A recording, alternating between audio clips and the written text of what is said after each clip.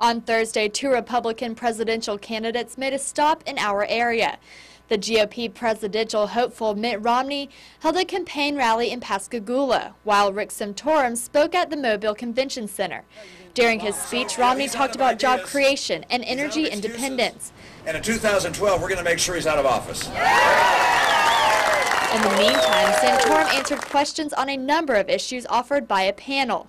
He also sat down with Fox 10 News anchor Bob Grip. Well, I think really the issue here is, who has the best chance of first beating President Obama, and secondly, obviously, you got to get through this primary. And if conservatives really want someone who can win in the general election.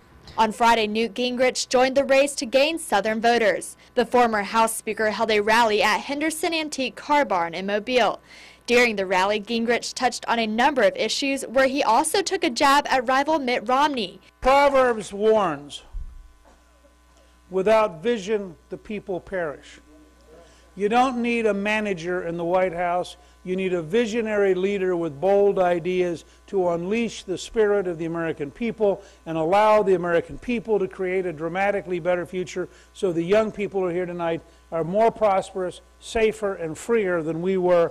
And that's what presidential leadership should be about.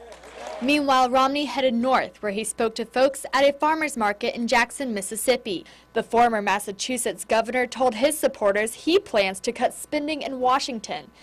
You see that sign up there? It says more jobs, less debt, smaller government. That's what we want, and that is not what we got. And back in Mobile, Santorum was at Battleship Park to continue the fight, where he focused on national topics like radical Islam and a nuclear threat from Iran. Then on Saturday, it was Gingrich's turn at Battleship Park, where most of his remarks were aimed at President Obama. The fact is, we need an American energy program so that no president will ever again bow to a Saudi king, period. And Sunday, it was all about Mississippi.